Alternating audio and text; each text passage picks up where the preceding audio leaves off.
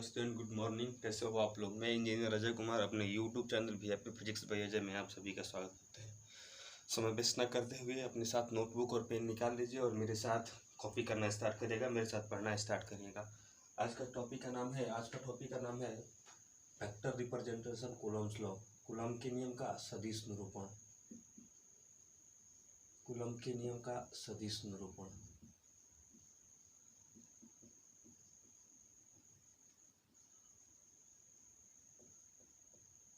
Coulomb के नियम का सदिश निरूपण, इसका अंग्रेजी में लिखा जाता है vector representation of Coulomb's law.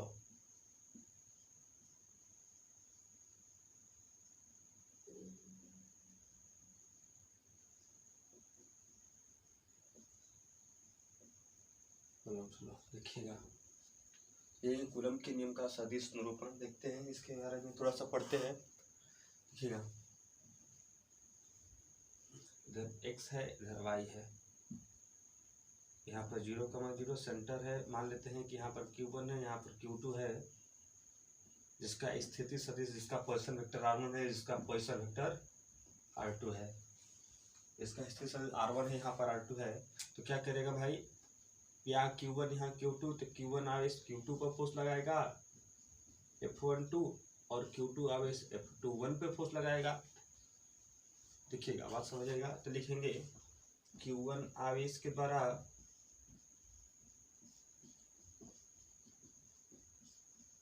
Q2 आवेश पर आरोपित बल, आवेश पर आरोपित बल कितना होगा, F12 बराबर होगा 1/4 pi epsilon not Q1 Q2 by R12 का होल स्क्वायर इंटू R12 का कैप।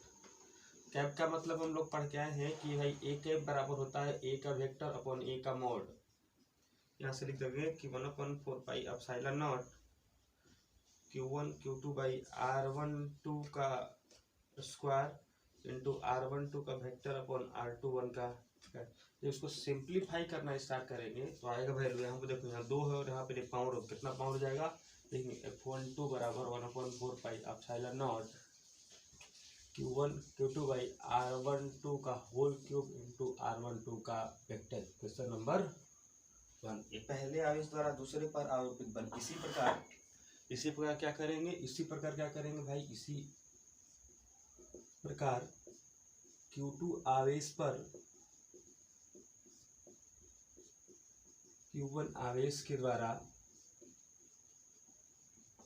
आरोपित बल कितना आएगा, F21 बराबर लिखेंगे 1/4 pi epsilon not Q1 Q2 by R21 का होल स्क्वायर इंटू R21 का कैप। आज लिखेंगे 1/4 pi epsilon not Q1 Q2 बटा में R21 का होल स्क्वायर इंटू R21 का वेक्टर बटा में R21। यहाँ देखो ऑल क्यू हो जाएगा, ठीक है। 1/4 pi epsilon not Q1 Q2 upon R21 का होल इंटू R21 का वेक्टर। हम लोग पढ़ के आए, देखिएगा इक्वेशन नंबर F21 बराबर equation number 2। We know that, हम क्या जानते हैं भाई, हम जानते हैं कि ए बी वेक्टर बराबर लिख सकते हैं माइनस का बी ए वेक्टर लिख सकते हैं, कोई परेशानी वाला बात नहीं है। यहाँ पर लिख सकते हैं इसी R12 का वेक्टर बराबर लिख सकते हैं माइनस का R21 वेक्टर। अपोजिट हो सकता है, कोई परेशानी वाली बात नहीं है। देखिएगा, यहाँ देखेंगे और यहाँ देखेंगे 1 और 2 में लिख सकते हैं 1 और 2 में। तो यहाँ पर लिख सकते हैं माइनस का, इसीलिए F21 बराबर माइनस का 1/4 pi epsilon not Q1 Q2 by R21 का होल क्यू इंटू R12 का वेक्टर, इधर माइनस साइन लगा दिए। तो 1 और 2 इक्वेशन देखते हैं, दोनों बराबर है।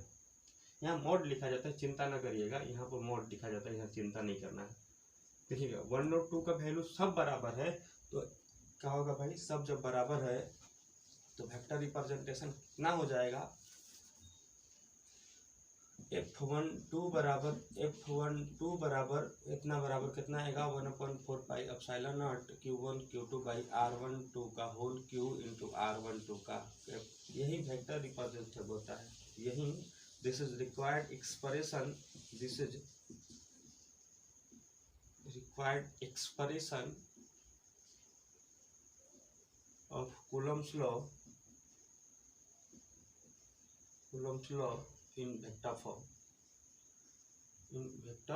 फॉर्म देखिएगा, बात देखते हैं भाई। देख F12 बराबर माइनस का F21 कहने का तात्पर्य है कि दोनों का फोर्स बराबर लेकिन डायरेक्शन, दोनों का फोर्स बराबर लेकिन डायरेक्शन का चीज अपोजिट, दोनों का फोर्स बराबर डायरेक्शन अपोजिट कौन सा नियम से आता है? न्यूटन थर्ड लॉ से आता है। तो भाई तो यहाँ पर कूलम का नियम न्यूटन के तीसरे नियम का भी करता है। न्यूटन दे satisfy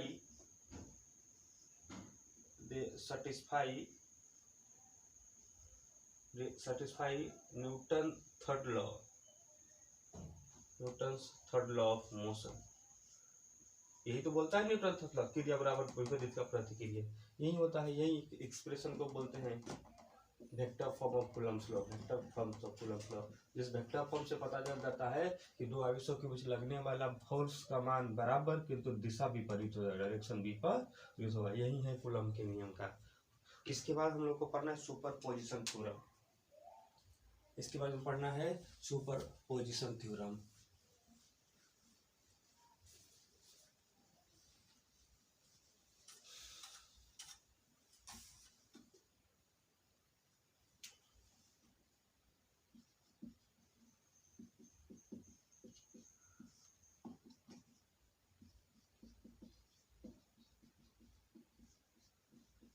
देखिएगा सुपरपोजिशन थ्योरम क्या बोलता है। ये थ्योरम बोलता है कि किसी, यहाँ बोल देते हैं Q1 चार्ज है, यहाँ पर Q1 चार्ज है जिसका पोजिशन वेक्टर R0 R1, यहाँ से बोल देते हैं 0 0 है। यहाँ पर है Q2, यहाँ पर Q3, बहुत सारा है, कोई दिक्कत की बात नहीं, बहुत सारा चार्ज है। अब क्या करेगा, बहुत सारा चार्ज है, यह पॉइंट चार्ज है, यह इसको पॉइंट चार्ज, बिंदु चार्ज बोलते हैं, पॉइंट चार्ज।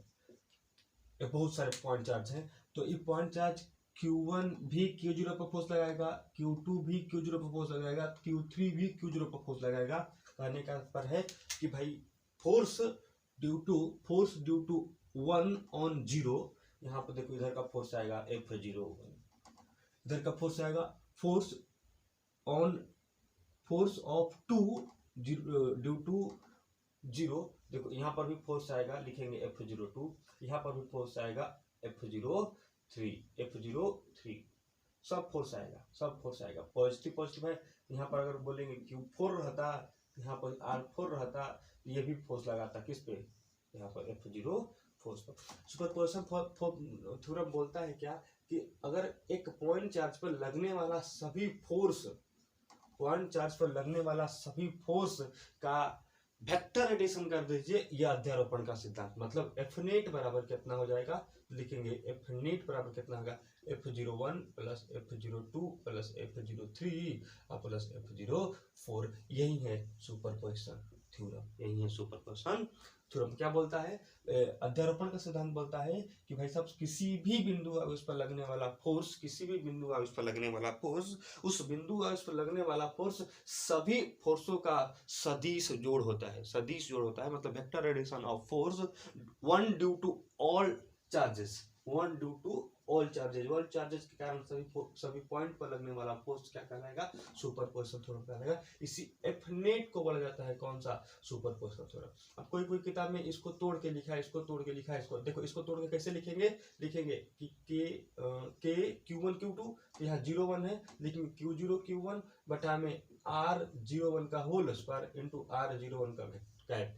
यहाँ लिखेंगे कितना लिखेंगे, इसको लिखेंगे K Q0 Q2 upon R02 का होल स्क्वायर इंटू R02 का कैप।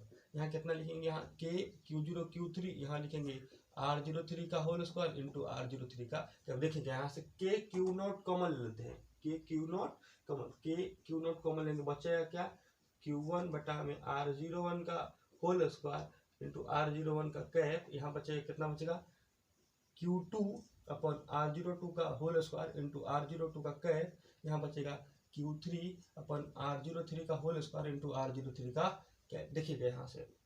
अब बाकी भाई ऐड है ना, तो ऐड के केस में यूज करते हैं समेशन। तो यहाँ कितना बचेगा, QI बटा में R0I का होल स्क्वायर इंटू R0I का कैप। I बराबर कहाँ से लेके स्टार्टिंग करा, 1 से, आई बराबर कहाँ तक जाएगा, n पर। यही एफ नेट का मान होता है ड्यू टू अध्यारोपण सिद्धांत, due to superposition theorem. Superposition theorem बोलता है कि सभी फोर्स बीजगणित के नियम से जोड़ दीजिए, वेक्टर सम से जोड़ दीजिए, यही है सुपरपोजिशन थ्योरम, यही सब वेक्टर लॉ, वेक्टर इक्वेशन। इस पर अगला क्लास में क्वेश्चन देखेंगे, ज्यादा वेस्ट नहीं करते, अगला क्लास में क्वेश्चन देखेंगे इस पर। उसके बाद में हम लोग स्टार्ट करेंगे इलेक्ट्रिक फील्ड का कंसेप्ट। यही ज्यादा टेंशन है, इलेक्ट्रिक फील्ड का कंसेप्ट, इलेक्ट्रिक फील्ड लाइन का कंसेप्ट याद करेंगे, यहाँ से कूलम्स लॉ के बाद धीरे धीरे आगे बढ़ाएंगे। चलिए बाय बाय, अपना ध्यान रखिएगा। अगर आप मेरे चैनल पर नए हैं तो वीआईपी फिजिक्स बाय अजय को सब्सक्राइब करिए, वीआईपी फिजिक्स बाय अजय को सब्सक्राइब करिए, लाइक करिए, शेयर करिए, साथ ही साथ शेयर करिए, और बेल आइकन का बेल प्रेस कर दीजिए, जिससे वीडियो का नोटिफिकेशन